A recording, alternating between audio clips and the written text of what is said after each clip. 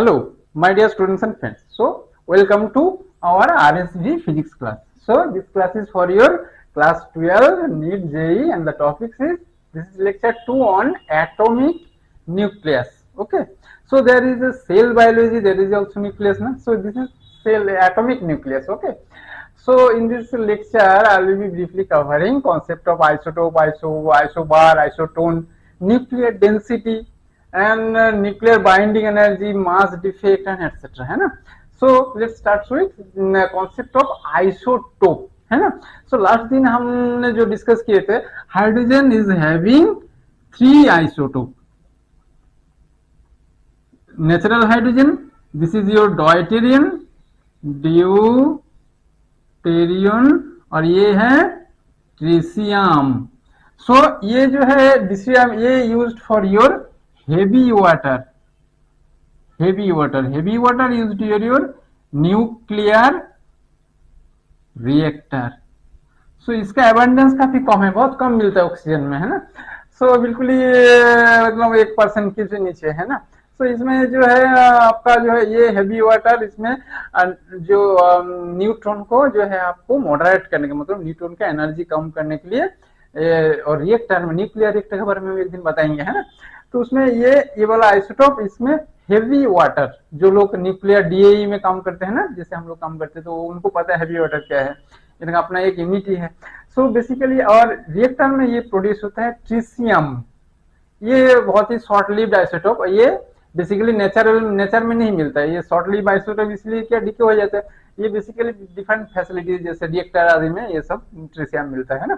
सो ये 3 आइसोटोप, और भी इसमें और जो बताता हूँ, इसमें जो है इसको थोड़ा सा ऑक्सीजन जो है, कार्बन का जो है 14 आइसोटोप भी मिलता है ना. कार्बन C12 और 14 ये रेडियो एक्टिव आइसोटोप है ना. सो ये कार्बन 14 डेटिंग अपने भी पढ़े होंगे. सो ऑक्सीजन जो है 8, 16 है ना. अब ये डिफरेंट आइसोटोप में देखो, इसका जो है, जिसका जो है atomic number same but mass number different है, तो इसको बोलता है आइसोटोप, है ना. अभी देखते हैं आइसोबार, है ना. और हीलियम का जो भी, जैसे हीलियम का He2 3 भी मिलता है, हीलियम का जो है, हीलियम का 2,4 भी मिलता है ना. सो देखिए, ये जो है आइसोबार मतलब मास, ये जो है आपका आइसोबार, जिसका एटॉमिक नंबर, ये जो है मास नंबर ए, इसका ए कांस्टेंट, देखिए ये 3, ये भी 3. So this is your mass number, जिसका डिफरेंट न्यूक्लियर हो सकते हैं, बट जिसका मास नंबर सेम है, मतलब जो मास जो है ये सेम है, तो इसको बोलते हैं आइसोबार. आइसोटोन मतलब जिसका न्यूट्रॉन सेम. सो किस में देखिए न्यूट्रॉन सेम है, इन दोनों में देखिए न्यूट्रॉन सेम है क्या नहीं. 8, 6 इसका ये है, जेड नंबर 6, तो न्यूट्रॉन कितना है. So 14 equal to n plus Z, और यहाँ पे z कितना है, एटॉमिक नंबर 6. सो n कितना है 8, इसका भी n कितना है 8. So this is your isotone. So isotope, isobar, isotone, ये समझ में आया, है ना. सो अभी जो है आपका न्यूक्लियर डेंसिटी के बारे में बात करेंगे, है ना. सो न्यूक्लियर इज हेवीली डेंस, और बहुत कम जगह में, जैसे एक आपका जो है क्लासरूम में एक छोटा सा मटर दाना जैसी वो रहता है. सो इसमें जो न्यूक्लियस का डेंसिटी काफी रहता है. सो इसका डेंसिटी किस तरीके में आप ये करोगे. सो न्यूक्लियर डेंसिटी बेसिकली आपका जो है, so density rho equal to आपका mass over volume. So nuclear mass मतलब एटॉमिक नंबर इनटू जो है यू जो है एक 1, ये टोटल मतलब 1 यूनिट जो है आपका, है ना. सो इसमें टोटल ये नंबर, आप इसमें साथ एक एटॉमिक मास यूनिट मल्टीप्लाई करें, सो इसका मास हो गया. वॉल्यूम क्या है आपका 4/3 पाई आर क्यू, उसका radius. So R equal to आपका क्या था, R0 (8⁻⁴) लास्ट क्लास में हमने बताया था ना. सो R0 मतलब 1 पॉइंट जो है आपका 1.2 फर्मी के आसपास, है ना. 1.2 इंटू 10⁻⁻15, ये बेसिकली फर्मी बोलता है ना. सो 1.2 फर्मी. सो है ना, सो 1 सो ये यहाँ पे जो है 14 पाई 8 0 क्यू, ये जो है ए, है ना। सो ये यहाँ पे आप बैठा दीजिए 1.2 ये होगा, और ये काट गया। सो लास्ट क्लास में हमने क्या बताया था, जो nuclear density is independent of, so यहाँ पे क्या कमेंट लिख सकते हैं, nuclear density is independent of जो है मास नंबर। इसके ऊपर ये जो आप कैलकुलेट करके आपको जो है यहाँ से आपको इसका यूनिट हमने बताया था, इसे कैलकुलेट करके आपको आएगा of the order of 2.3 into जो है 10⁻14 ग्राम पर सेंटीमीटर क्यूब। सो कितना हेवी डेंसिटी, मतलब 10⁻11 केजी के आसपास, मतलब पर किलोग्राम में इतना हेवी डेंसिटी है ना। सो ये आप सोचिए कितना ये है ना। सो आपका न्यूक्लियर डेंसिटी के बारे में बताया अभी जो बता रहे हैं, जो न्यूक्लियर जो है इसमें इतना फोर्स, इतना ये क्या है, मतलब इसको देखिए न्यूक्लियस के अंदर आपका क्या है, न्यूक्लियस के अंदर आपका जो है प्रोटॉन है, इधर न्यूट्रॉन है। सो प्रोटॉन न्यूट्रॉन ये है ना। सो ये मान लीजिए आपका हीलियम न्यूक्लियस है ना, इसके चारों तरफ इलेक्ट्रॉन घूम रहे हैं ना, ये आपका He2 4 है ना। तो 4 आपका एटॉमिक नंबर, तो इसमें 4 जो है 2 न्यूट्रॉन एंड 2 प्रोटॉन है ना। सो 2 न्यूट्रॉन 2 प्रोटॉन आपका, सो इतना डेंसिटी है इसमें, highly dense. So how they are residing inside this nucleus, so 2 proton and 2 neutron, क्योंकि दोनों रिपल्सन करेगा ना। सो इतना रिपल्सन करे तो यहाँ पे कैसे रहेगा। सो उसको कौन उसको ऐसा अच्छे से उसको बांध के रखे है ना, जैसे एक जगह में, एक सोसाइटी में, एक फैमिली में कुछ तो बाइंडिंग एनर्जी है, जो है मम्मा का प्यार, पापा का, ये सब है ना। सो इसलिए उस आपका जो फैमिली को बांध के रखते हैं। सो न्यूक्लियस में भी ऐसा कौन सा फोर्स है जो पॉजिटिव चार्ज होते हुए भी they are confining and they are deciding in a nucleus. So this force is your nuclear force. So ये फोर्स कहां से आ रहे है ना, ये फोर्स कहां से आ रहे हैं ये बताइए। सो इसका जो रीजन अभी बताएंगे, जो फोर्स ये कहां से आ रहे हैं ना। सो इसको जो है अभी देखेंगे कहां से। सो इसके अंदर जो constituent particle basically neutron and proton. So 2 neutron, so एक प्रोटॉन का जो है मास जो है, प्रोटॉन का मास कितना रहता है आपका, और न्यूट्रॉन का मास क्या रहता है। सो 1 पॉइंट जो है 00 आपका जो है 73, और ये जो है 1.0087 है ना, 1.0087। सो ये जो देखिए, सो मास प्रोटॉन, न्यूट्रॉन का मास प्रोटॉन का मास से थोड़ा सा ज्यादा है ना। सो 4, सो 2 इंटू आपका जो है 1.0073 और प्लस जो है आपका 2 इंटू 1.0087, सो इक्वल टू आपका जो है 4.3 जो है आपका 4.0320 है ना। सो इतना यूनिट है ना। सो इतना यूनिट जो है आपका, सो ये इतना मास जो है न्यूक्लियर का मास होना चाहिए। ओके, सो ये मास है टोटल, बट एक्चुअली जो है मास स्पेक्ट्रोमीटर से इसका मास डिटरमाइन करने के बाद देखा गया, सो इसका मास जो एक्चुअली होता है 4 जो है 0015 यूनिट। सो देखिए, सो ये थोड़ा सा मास कम हो गया ना। सो कितना मास कम हुआ, सो ये इसको बोलता है mass defect. So actual size measure करने के बाद और कॉन्स्टिट्यूट पार्टिकल का जो भी मास है वो ये करने के बाद जो दिखा था थोड़ा सा डिफरेंस है। सो ये आपका क्या है 0 जो है 0305 यूनिट। सो ये जो एटॉमिक मास यूनिट जो है इतना कम होता है। सो इसको 1 atomic mass unit equal to your 9331 point जो है 28 पॉइंट जो है, ये जो है इतना एनर्जी जो आ रहा है इसका nuclear force. So nuclear force per nucleon जो है, पार न्यूक्लियन होगा तो क्या होगा आपका न्यूक्लियर फोर्स।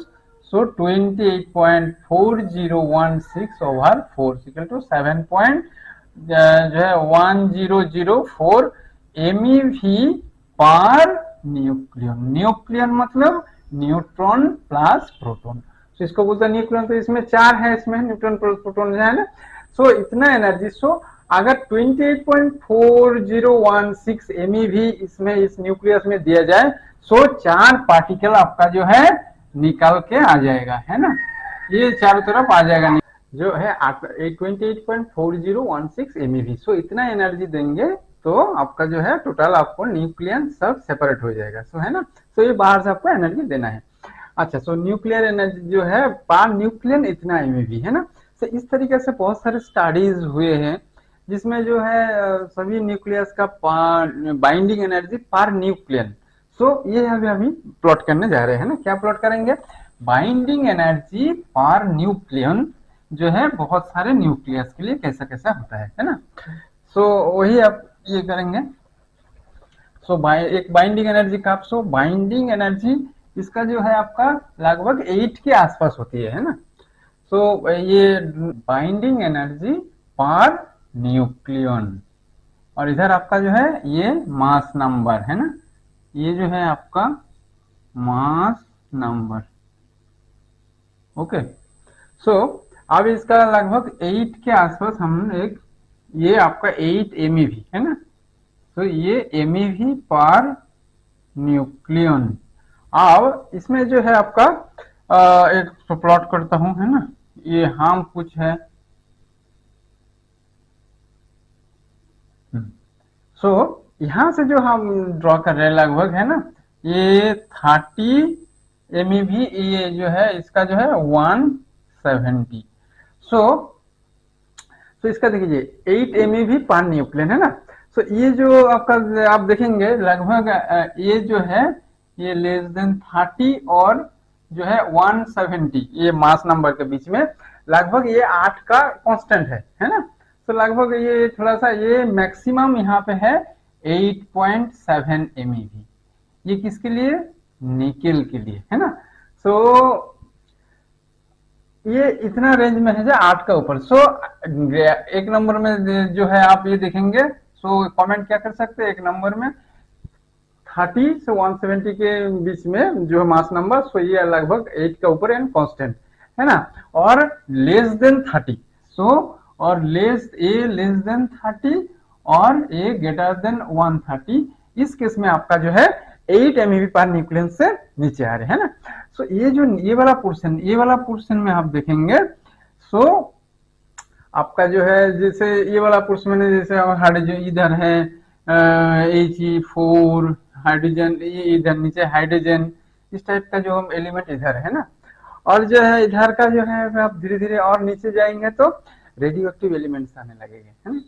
तो वहां पे आपका N/P रेशियो ये भी बताएंगे, N/P रेशियो अगर ग्रेटर देन 1.5 या लेस देन 1 होता है, सो ये जो है आपका तो रेडियो, ये जो है आपका रेडियो एक्टिव न्यूक्लियस बन जाती है। सो जैसे मतलब नंबर ऑफ न्यूटन ज्यादा है 1.5 से, है ना। सो इसमें केस में जो है अभी ये जो केस में आप देखेंगे निकेल का सबसे ज्यादा है। तो इसका मतलब न्यूक्लियस का जो बाइंडिंग एनर्जी पर न्यूक्लियन सबसे ज्यादा निकेल के लिए, इसका means this naval is most stable one, है ना। सो अगर ये मोस्ट स्टेबल है, सो आप मतलब किसी भी स्टार या प्लेनेट में ये निकेल सबसे ज्यादा मिलना चाहिए, क्योंकि उसको न्यूक्लियस को तोड़ने के लिए सबसे ज्यादा एनर्जी चाहिए, इससे he is most stable one. But relative abundance मतलब सबसे ज्यादा प्लेनेट में मिले जाते हैं Fe56। सो Fe मिलता है जो है, जो सबसे ज्यादा मिलता है, क्योंकि ये आपका जो है ये actually complexity in fusion process. So ये बताएंगे ट्रिपल अल्फा प्रोसेस और ये सब। जैसे फ्यूजन मतलब एक एलिमेंट दूसरे एलिमेंट जोड़ के हायर एलिमेंट, जैसे दो हाइड्रोजन जोड़ के हीलियम बनना, इस तरीके से, है ना। तो इसको बोलते हैं फ्यूजन। और एक जो है फिशन मतलब दो न्यूक्लियस तोड़ना है, एक न्यूक्लियस को तोड़ के दो टुकड़े बनाना है, और कुछ न्यूक्लियस एक साथ जोड़ के दूसरा न्यूक्लियस बनता है ना। इस टाइप में जो है आप ये जो है ये आप ये फ्यूजन प्रोसेस है ना ये। सो इसमें फ्यूजन प्रोसेस में मतलब ये स्टार में ये Fe बनने का टाइम, सो Fe बनना आसान है ना कि निकल। तो ये इस तरीके से ये आप एक्सप्लेन कर सकते हो, है ना। सो अभी देखेंगे जो न्यूक्लियर फोर्स उसका प्रॉपर्टी क्या है, प्रॉपर्टीज ऑफ न्यूक्लियर फोर्स। तो ये अभी न्यूक्लियस का धीरे धीरे न्यूट्रॉन का जो है 1932 में सैड्विक ने डिस्कवर किया, फिर 1932 से 1950 तक न्यूक्लियस का डिफरेंट प्रॉपर्टीज ना स्टडी किए गए, है ना। तो उसमें जो है दो तीन प्रॉपर्टी हम बताते हैं, जैसे much more stronger than coulomb force. जो कूलम्ब फोर्स है ना, सो कूलम्ब फोर्स से वो काफी स्ट्रॉन्ग है। एंड ग्रेविटेशनल जो फोर्स है, ग्रेविटेशनल फोर्स से भी 10⁻40 टाइम्स देन ग्रेविटेशनल फोर्स। मतलब कितना स्ट्रॉन्ग है ये फोर्स, है ना। तभी तो इतना रिपल्सन ये करके वो आपस में बॉन्डिंग रहती है ना। Short range force and saturation effect, ये क्या है? शॉर्ट रेंज फोर्स मतलब ये जो है आपका न्यूक्लियस है ना, तो इसके अंदर जो ये बहुत छोटा ये एक प्लस है, एक में एक न्यूट्रल है। सो इसका जो जस्ट न्यूक्लियस का जो है एकदम जस्ट न्यूक्लियस के बाहर ही इसका जो फोर्स बिल्कुल ही मतलब बाहर उसका जीरो है, बट कूलम्ब फोर्स कितना है, लॉन्ग रेंज में रहता है ना। तो इसका जो इस तरीके से अगर प्लॉट कर सकते हैं जैसे हमने प्लॉट कर रहा हूँ, तो ये आपका मान लीजिए अब फर्मी में है ना, एक फर्मी, दो फर्मी, ये जो है थ्री फर्मी। तो ये इसमें से ये जो पोटेंशियल एनर्जी अगर, तो इसका पोटेंशियल एनर्जी अगर प्लॉट करेंगे तो प्लॉट इसमें देखेंगे आप जो है लगभग जो है इस तरीके से प्लॉट मिलता है। सो ये आपका जो है डिस्टेंस। सो न्यूक्लियस से जो इसमें ये जो मैक्सिमम ये देखिए, जैसे ये लगभग आपका 0.5 फर्मी टू 0.8 फर्मी के बीच में। सो मतलब एक फर्मी से नीचे। सो आप यहाँ पे देखिए जिसमें जैसे आप धीरे धीरे ये जा रहे हैं ना, थोड़ा दूर जा रहे हैं। सो ये जैसे दूर जा रहे हैं, सब मतलब न्यूक्लियस का जो है इंटरेक्शन जोन से बहुत दूर जा रहा है। सो इसका पोटेंशियल एनर्जी बिल्कुल ही जीरो हो जा रहा है, इसका पोटेंशियल ये है ना। सो इसका पोटेंशियल फोर्स लिख सकते हैं, पोटेंशियल फोर्स है ना, पोटेंशियल फोर्स। अब जैसे जो है इसका वन जो है 1 फर्मी से नीचे मतलब 0.8 फर्मी या 0.5 फर्मी से नीचे, तो इसका देखिए पोटेंशियल एनर्जी तुरंत बहुत ज्यादा बढ़ रही है। इसका मतलब यहाँ पे न्यू जो है ये जो प्रोटॉन एंड न्यूट्रॉन जब बहुत ही दूर है तो आपका जो है ये इसके इंटरेक्शन बिल्कुल ही जीरो है। बट जैसे ये 0.5 फर्मी से नजदीक आ रहे हैं, है ना, ये दोनों मान लीजिए एक दोनों नजदीक आ रहे हैं, जैसे 0.5 फर्मी इससे नजदीक आ रहे हैं तो उसका तुरंत ये फोर्स वैसे बढ़ रहे हैं। इसका मतलब वो आपका जो है रिपल्सन होना स्टार्ट होते तुरंत, हाई रिपल्सन। ये देखिए, तो इसका मतलब एक दोनों में ये नहीं हो जाएगा, मतलब एकदम चिपक नहीं जाएगा। तो इसको बोलता है आपका जो है शॉर्ट रेंज फोर्स का ये जैसे ग्राफ है ना। तो ये फर्मी में है, इधर आपका पोटेंशियल फोर्स है एनर्जी में। सो इसमें जो है 0.5 इसलिए जैसे आपस में इंटरेक्शन कर रहे हैं, जैसे नजदीक आ रहे मतलब जैसे आप मैं आपके साथ बात कर रहा हूँ, जैसे आप मेरा नजदीक आ रहे हो तो मैं आपको जबरदस्ती धक्का ले रहा हूँ, है ना। तो इसलिए इस टाइप का जो है ये नेचर जो है न्यूक्लियर फोर्स के किस में देखे गए। सो सैचुरेशन इफेक्ट, सैचुरेशन इफेक्ट क्या है? सैचुरेशन इफेक्ट जैसे बहुत हैवी न्यूक्लियस है ना, बहुत हैवी न्यूक्लियस मान लीजिए यहाँ पे बहुत सारे न्यूट्रॉन प्रोटॉन है, ये सब बहुत सारे न्यूट्रॉन प्रोटॉन है ना। सो एक में positive positive positive neutron positive positive, तो इस टाइप का सेंस है।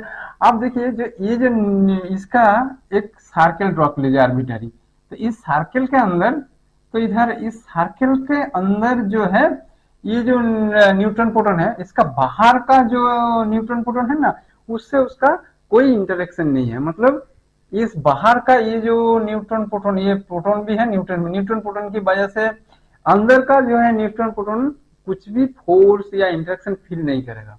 इसका मतलब इस बाउंड्री में उसका फोर्स खत्म हो जा रहा है, मतलब शॉर्ट रेंज एंड यहाँ पे जैसे, इसका मतलब इतना जल्दी खत्म हो जा रहा है। इसका मतलब न्यूक्लियर का जो है फोर्स है यूनिफॉर्म, यूनिफॉर्म फोर्स है ना, यूनिफॉर्म फोर्स है ना। तो इसलिए इसको सैचुरेटिव फोर्स बोलते हैं। तो मतलब ये यूनिफॉर्मली इसका जो न्यूक्लियर फोर्स यूनिफॉर्मली चारों तरफ कम करता है, मतलब कुछ जगह में कम कुछ जगह बेसी ऐसा नहीं है, यूनिफॉर्म।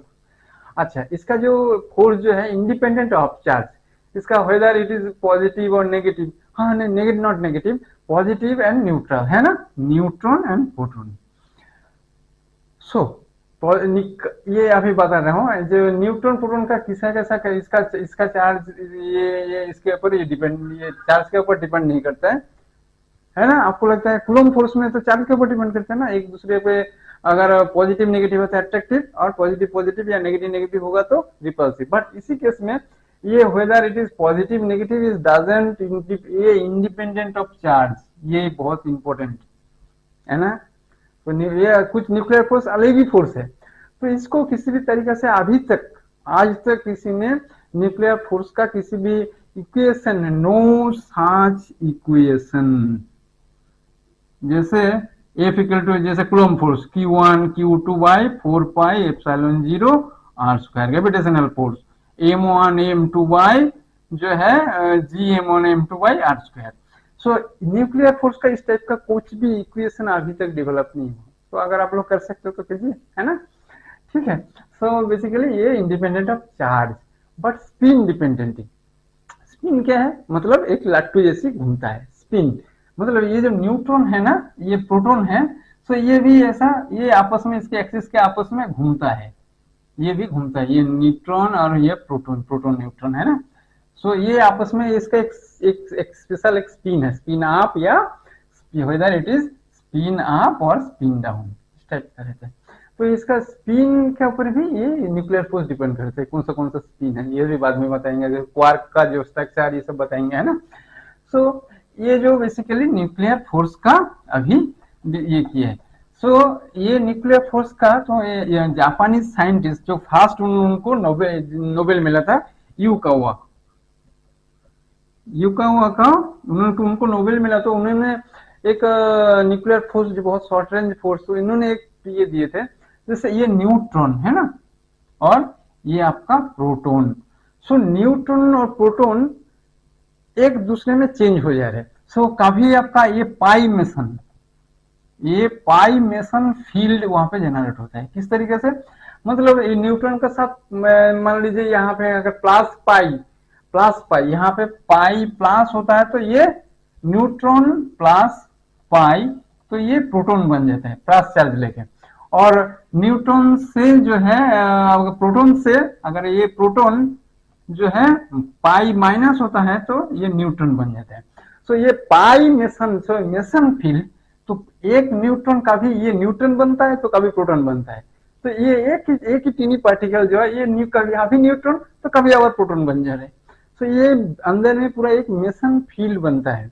तो ये पाई मेसन फील्ड की वजह से एक पार्टिकल वो कभी न्यूट्रॉन होता है कभी प्रोटॉन बन जाता है, तो वो आपस में वो लोग भी कॉन्फ्यूज है, ये रिपल्सन करो या अट्रैक्शन करो, कि उसको समझ में नहीं आता है ना। तो इसलिए ये जब उनको नोबेल मिला था, सो ये पाई मेसन फील्ड, तो उन्होंने काफी सारे, सो उसका ऑन इन डेप्थ तो बहुत सारे है, सो आपके लिए इतना ही काफी है ना।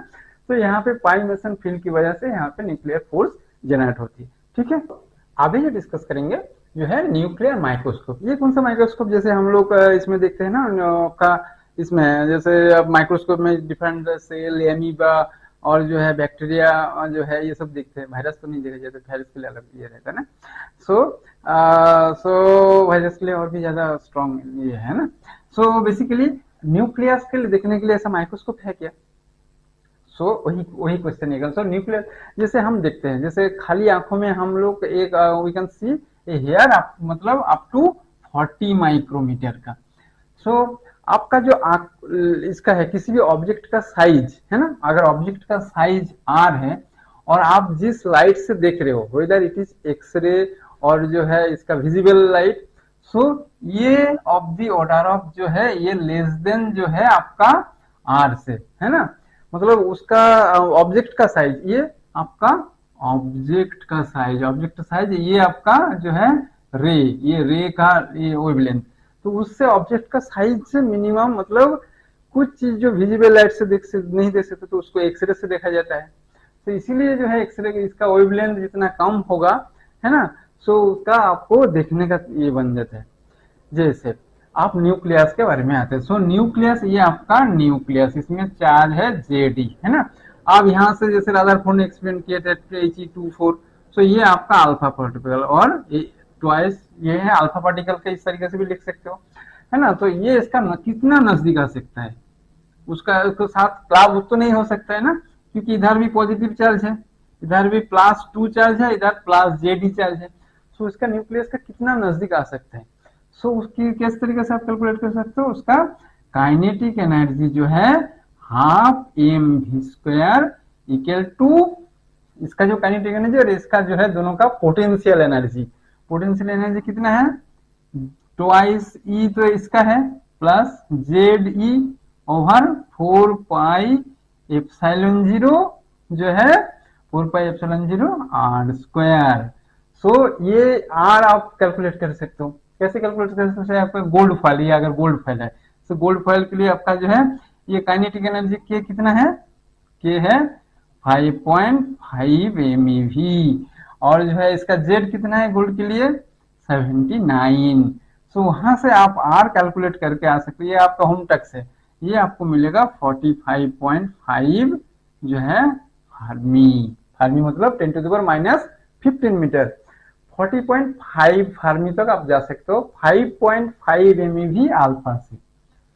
सो इसका मतलब और भी ज्यादा आपको एनर्जी अगर बढ़ाएंगे, जैसे मान लीजिए 20 MeV प्रोटोन, सो 20 MeV प्रोटोन, सो ये जो 5.5 MeV ये बिस्मथ से मिलता था, है ना, तो ये जो है वहां से मतलब नेचुरल आइसोटोप से ये मिलता था, बट इसका एनर्जी कैसे बढ़ाएंगे, तो एनर्जी बढ़ाने के लिए आपको पार्टिकल एसिलरेटर जिसमें हम कम करते हैं ना, सो पार्टिकल एसिलरेटर जैसे साइक्लोट्रॉन के बारे में एक लेक्चर तो हो चुका है, तो वो लेक्चर आप पढ़ लीजिए, है ना, तो साइक्लोट्रॉन का एक लेक्चर उसमें है। सो और भी बहुत सारे ये है, पार्टिकल इलेक्ट्रॉन एसिलरेटर, प्रोटोन एसिलरेटर, सिंक्रोट्रॉन, ये सब डिफरेंट साइक्लोट्रॉन। सो ये पार्टिकल एसिलरेटर मतलब पार्टिकल को एक्सिलरेट करके they are gaining high energy. So 20 MeV proton का अगर मान लीजिए एक्सिलरेट कर रहे हैं, है ना, तो 20 MeV प्रोटोन का आपका जो है डी ब्रोगली वेवलेंथ कितना है, what is the de Broglie wavelength, है ना, वेवलेंथ, डी ब्रोगली वेवलेंथ कितना है, कैसे कैलकुलेट करोगे, लैम्डा इक्वल टू h/p। सो यहां से डी ब्रोगली वेवलेंथ कैलकुलेट कर सकते हो। आप रिलेटिविटी में आप थोड़ा सा यहाँ पे ये करते हैं, सो रिलेटिविटी में आपको क्या पता था, रिलेटिविटी में आपको जो है E² equal to P² C² plus m0² c⁴, ये आपको देखें। सो यहाँ से आपका जो एनर्जी ई जो है आपका ई इक्वल टू जो है आपका काइनेटिक एनर्जी प्लस जो है इसका पीसी, है ना, काइनेटिक एनर्जी प्लस जो है रेस्ट मास एनर्जी, है ना, m0c², है ना। सो यहाँ से जो है आपको 20 MeV अल्फा के लिए डी ब्रोगली वेवलेंथ कितना है, de Broglie wavelength for 20 MeV जो है प्रोटोन, है ना, प्रोटोन के लिए वो कैलकुलेट करेंगे। सो ये एक प्रॉब्लम है, अगले एग्जाम में आ सकता है, सब देख लीजिए, है ना। सो यहाँ पे अगर ई जो है k plus m0c² whole square equal to p² c² plus m0² c⁴, है ना, तो हमको यहाँ से क्या कैलकुलेट करना है, क्या कैलकुलेट, पीसी कैलकुलेट करना है, p² c², so p² c² equal to ये उधर चला जाएगा, है ना, k into k plus twice m0c², ठीक है, क्योंकि इसका टर्म तो काट जाएगा। सो पीसी इक्वल टू √ओवर ऑफ k प्लस 2k है, k इंटू जो है k into k plus twice m0c², okay. So यहाँ पे अगर k आपका जो है k कितना है 20 MeV प्रोटोन के लिए, और रेस्ट मास एनर्जी प्रोटोन का कितना है, ये जो है m0c² equal to 938 MeV proton का रेस्ट मास एनर्जी, है ना, इलेक्ट्रॉन का 0.51 MeV। ये अब यहां से आपको जो कैलकुलेट करके इधर बेटा ये जो lambda equal to h/p equal to क्या लिख सकते हो, hc/pc, तो यहाँ से pc तो आपको मिल गया।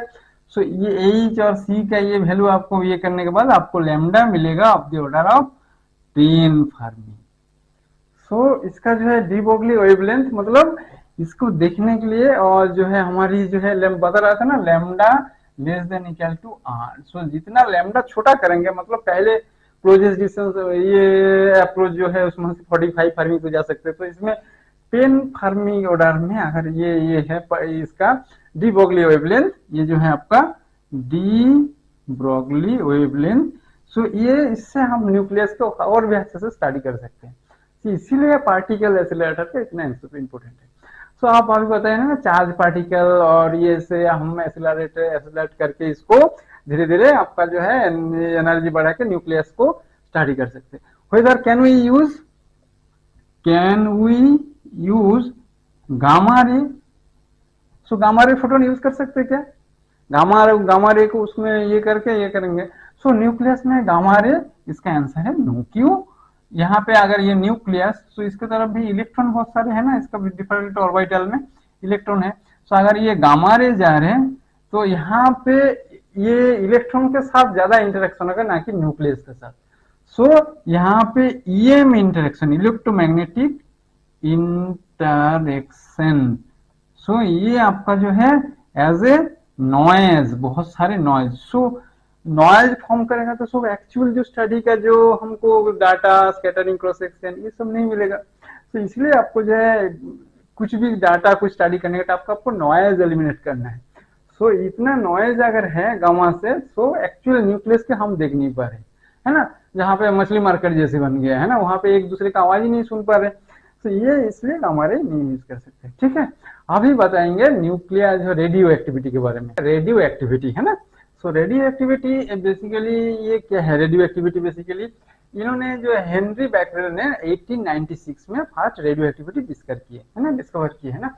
उन्होंने क्या देखा, यूरेनियम का जो है यूरेनियम पोटेशियम सल्फेट एक ऐसा ये उन्होंने एक सैंपल में रखे हैं, यहाँ पे एक सैंपल है ना। तो यूरेनियम पोटेशियम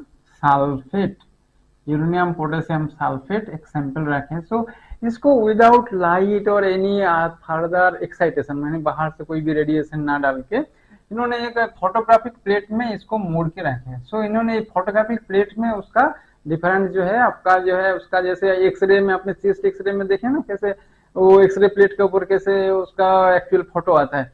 तो उन्होंने बोले विदाउट एनी बाहर के एनी विदाउट स्पॉन्टानियस एमिशन, सो स्पॉन्टानियस एमिशन, सो ये कुछ हो जा रहा है बार बार ऐसा, मतलब यहाँ से कुछ निकल के आ रहे हैं कुछ पार्टिकल, जिसकी वजह से यहाँ पे ये आपका जो है फोटोग्राफिक प्लेट है ना, फोटो प्लेट। सो फोटोग्राफिक प्लेट में ये तो इसका तो फिर बाद में मेरी कुरी है ना, मेरी कुरी एंड उनका हस्बैंड पियरी कुरी, इन्होंने रेडियम एंड पोलोनियम जो है यूरेनियम का और जो है पिच ब्लेंड से उन्होंने इन दोनों को सेपरेट किया। सो इस तरीके से मतलब कुछ मटेरियल जो है वहां से बहुत सारे पार्टिकल निकल सकते हैं। क्या पार्टिकल निकलते हैं? अल्फा H24, ये जो है बीटा पार्टिकल और जो है गामा पार्टिकल, ये तीनों पार्टिकल डिफरेंट जो है ये एलिमेंट से निकलते हैं। सो पहले बताया था ना जिसका जो है N/P रेशियो है ना, N/P रेशियो ग्रेटर देन जो है 1.5, तो वो ये न्यूक्लियस स्टेबल नहीं है। सो कुछ अनस्टेबल न्यूक्लियस से ये अल्फा पार्टिकल बीटा पार्टिकल आपका जो है इलेक्ट्रॉन भी हो सकता है और जो है पॉजिट्रॉन क्या है? पॉजिट्रॉन है पॉजिटिव इलेक्ट्रॉन, ये जो है ये +1 0 और ये इलेक्ट्रॉन क्या है? -1 0, इस तरीके से नोटेशन देते हैं। सो इसका -1 चार्ज इलेक्ट्रॉन का, पॉजिट्रॉन इलेक्ट्रॉन का ठीक ऑपोजिट चार्ज जो है पॉजिट्रॉन में एक पार्टिकल है ना। सो आप धीरे धीरे पार्टिकल फिजिक्स में पढ़ेंगे ये सब क्या क्या है। और जो गामा रे ये क्या है आपका? हाई एनर्जी फोटोन, ये photon particle, no charge no mass है ना। जैसे ये हमारे ये रे आता है ना, ये तो सॉफ्ट फोटोन है, इसमें हाई एनर्जी गामा फोटोन है ना। और एक्सरे जो है मीडियम रेंज में है फोटोन का, और गामा हाई एनर्जी गामा ये भी निकलता है। सो ये डिफरेंट अनस्टेबल न्यूक्लियर से alpha particle beta particle gamma particle spontaneously निकलते हैं। सो इसको बोलता है रेडियो एक्टिविटी। सो रेडियो एक्टिविटी, सो एक रेडियो एक्टिविटी, इसका यूनिट क्या है ये भी बताएंगे। यूनिट जो है उनका नाम पे बेकेरेल, BC। बेकेरेल क्या है बेसिकली, 1 बेकेरेल मतलब 1 डिसइंटीग्रेशन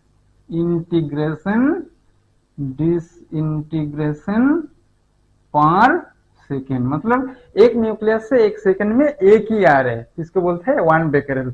अगर 1 कुरी भी है, मादाम कुरी के नाम पे है ना, 1 कुरी जो है 3.7 इंटू 10 टू द पावर 10 जो है बेकेरेल, BQ, मतलब 3 into 10 to the power 7 into 10 to the power 10 integration पर सेकेंड, मतलब उतना पार्टिकल निकल के आ रहे हैं, whether it will be alpha, beta और गामा, कुछ भी हो सकता है, इतना मतलब ये नंबर निकल के आ रहा है, तो इसको बोलते हैं, इसका एक्टिविटी जो है 1 कुरी। तो इस तरीके से रेडियो एक्टिव सोर्स का, रेडियो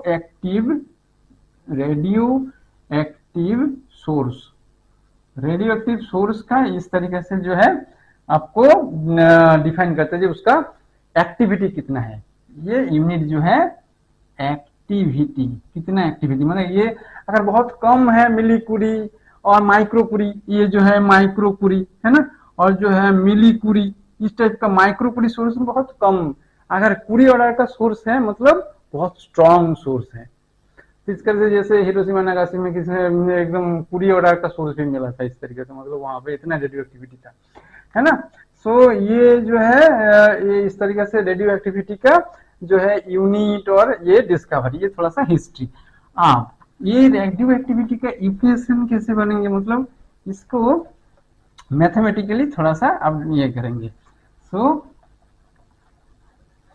अब ये देखा गया आपका जो है किसी भी न्यूक्लियस से डिसइंटीग्रेशन, मतलब DNDT प्रोपोर्शनल टू उसका इनिशियल नंबर जो है, मतलब जो नंबर मान यहाँ पे मान लीजिए एक सोर्स है, सोर्स में n नंबर ऑफ आपका जो है ये रेडियो एक्टिव एलिमेंट का जो है इधर है।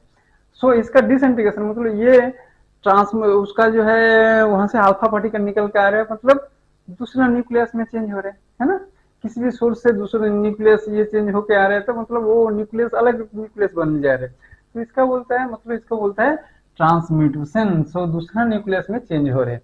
सो ये इसका जो है ये इसको बोलते हैं डिसइंटीग्रेशन, मतलब एक न्यूक्लियस से एक पार्टिकल निकल के आ रहे हैं, मतलब वो दूसरा न्यूक्लियस बदल, उसका न्यूक्लियस का नेचर ही बदल रहे हैं ना, दूसरा पार्टिकल, दूसरा आपका जो है एलिमेंट ही बन रहे हैं ना।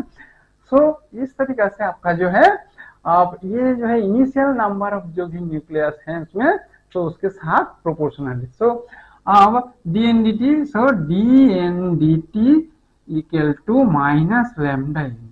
सो ये लैम्डा इज योर जो है रेडियो एक्टिव कांस्टेंट और डीके कांस्टेंट। सो इस तरीके से आपको जो है क्या होगा, N equal to DN over N equal to minus lambda DT। अब इंटीग्रेशन करोगे, definite integration DN by N जो है अब कहाँ होगा आपका, मतलब N0 पहले था, फिर उसको आपका एन बना है ना। सो यहाँ ये क्या होगा आपका, मतलब t इक्वल टू 0 में आपका नंबर ऑफ N0 मान लीजिए था, आप t इक्वल टू 0 से t में आपका जो है एज है माइनस लैम्डा DT, है ना। सो यहाँ से क्या होगा आपका, सो ये ln, so ln n minus A, so ln n by N0 equal to minus lambda T। So n equal to N0 e to the power minus lambda T। So ये आपका रेडियो एक्टिव जो है equation, radioactive equation, ये radioactivity का main equation जो है आपको इस तरीके से ये करते हैं। अब डिफरेंट एलिमेंट का जो है डिसइंटीग्रेशन रेट डिफरेंट है। सो जो है ये इसका जो है यूरेनियम 238 का, इसका 450 करोड़ ईयर। सो यूरेनियम का डीके लगभग होता ही नहीं है ना। सो यूरेनियम का जो है, और ये जो है पोलोनियम का कुछ 10 टू द माइनस 4 सेकेंड में। सो पोलोनियम तुरंत जो है आपका डीके होकर दूसरा एलिमेंट बन जाता है। सो तो ये जो है आपका डिफरेंट रेडियो एक्टिव एलिमेंट का डिफरेंट डिफरेंट लाइफ और डीके रेट भी डिफरेंट होते हैं। सो कैसे आपको उसको क्वांटिफाई करेंगे, तो इसलिए उसका जो है not in lifetime but उसको हाफ लाइफ में डिफाइन करते हैं। सो रेडियो एक्टिविटी में हाफ लाइफ क्या है, सो हाफ लाइफ मतलब whether when n equal to n0/2, मतलब जितना रेडियो एक्टिव में यहाँ पे मान लीजिए रेडियो एक्टिव एलिमेंट आपका n0 है, अब n0 से n02 बनने में कितना टाइम लगेगा, that is your half life. So ये वाला इक्वेशन में जो है n इक्वल टू n0/2, ये वाला इक्वेशन इसको देख लीजिए, equal to n0 e to the power minus lambda T. So आपका जो है e to the power lambda T equal to जो है 2 है ना। सो टी को बोलता है टी हाफ है ना। तो टी यहाँ पे टी जो है, so lambda T half equal to जो है आपका ln2 equal to 0.693। So T half जो है आपका हाफ लाइफ, ये जो है हाफ लाइफ जो है T of equal to 0.693 over जो है लैम्डा, है ना। सो ये आपका इंपोर्टेंट है, ये हाफ लाइफ इक्वेशन है ना। सो ये आपका डीके कांस्टेंट, ये टी हाफ। सो टी हाफ डिफरेंट एलिमेंट के लिए डिफरेंट होता है, तो इस तरीके से किस तरीके से टी हाफ के ऊपर डिपेंड करते हैं वो कितना डिसेंट, कितना जल्दी जल्दी उसको रेडियो एक्टिविटी कम होते जाएगा या बिल्कुल ही नहीं होगा इस स्टेज पे। n equal to n0 e to the power lambda T. अब इसमें जो है हाफ टी हाफ का केस में क्या होता है, n0/2 इक्वल टू ये जो है n0 ये टी हाफ, इस तरीके से है ना। सो बेसिकली आपका जो है अगर किसी ने बोला जो 3 हाफ लाइफ के बाद ओरिजिनल जो है n0 का कितना बचेगा, मतलब आप मान लीजिए n0 एक नंबर ऑफ कुछ यूरेनियम था, यूरेनियम 238 था, तो इसका 3 हाफ लाइफ के बाद उसका जो है उसका कितना यूरेनियम वहां पे बचेगा। सो यहाँ पे वो किस तरीके से आप कैलकुलेट करोगे, ये अगर ये होगा आपका n equal to n0 e to the power minus lambda जो है टी लैम्डा टी बाई जो है टी हाफ है ना, और जो है यहाँ पे आपका और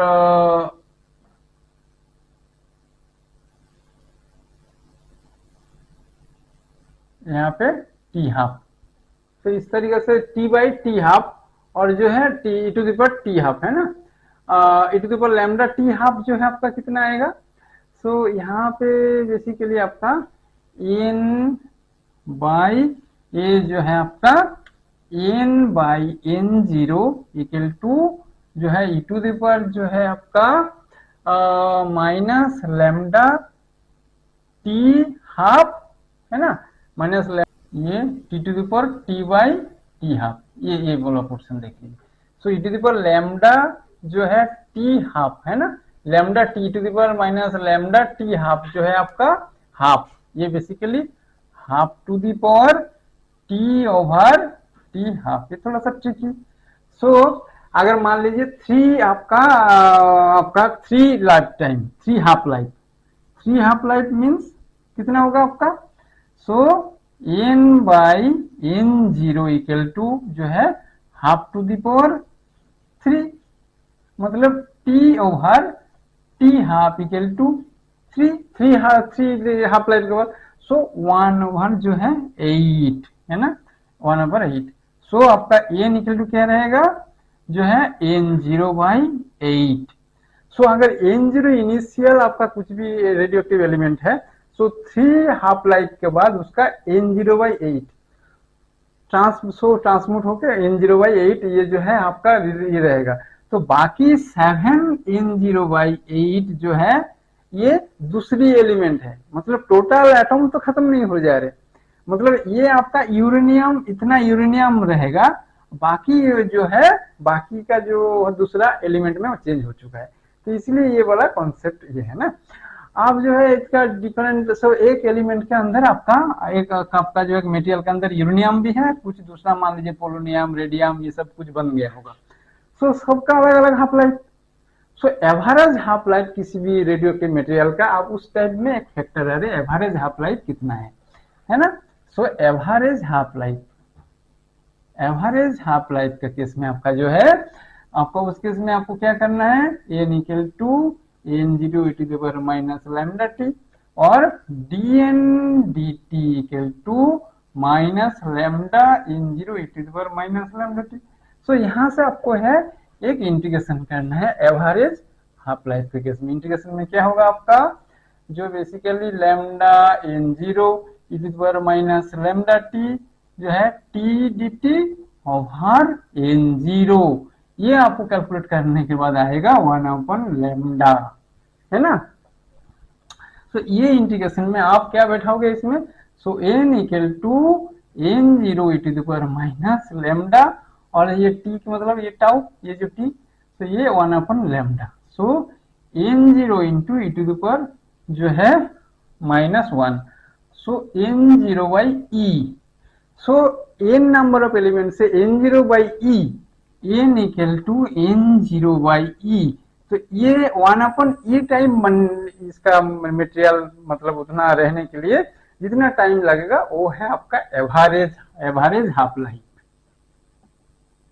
है ना। सो जिस टाइम पे आपका एन जीरो था तो एन जीरो से एन जीरो बाई ई बन गया, मतलब वो आपका बेसिकली एवरेज हाफ लाइफ। तो इस तरीके से एवरेज हाफ लाइफ डिफाइन होते हैं, ठीक है, पढ़ते रहिए। ओके, अब नेक्स्ट लेक्चर में आपका अल्फा बीटा गामा इसका प्रॉपर्टीज डीके ये सब बताएंगे। Okay, thank you.